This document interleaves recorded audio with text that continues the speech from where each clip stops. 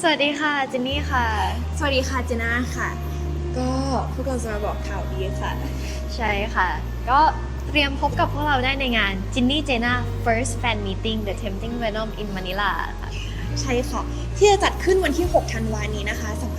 2525ที่ Samsung Hall SM Premier SM Aura Premier ใช่ค่ะเก่งมากน้องเจ ก็พวกเราเนี่ยเตรียมโชว์แล้วก็เตรียมความสนุกแล้วก็หลาย ๆ อย่างเนี่ยรอเซอร์ไพรส์แฟน ๆ ทุกคนเลยนะคะใช่ค่ะแล้วงานนี้เราก็จะได้ใกล้ชิดกันทั้งเราใกล้ชิดกัน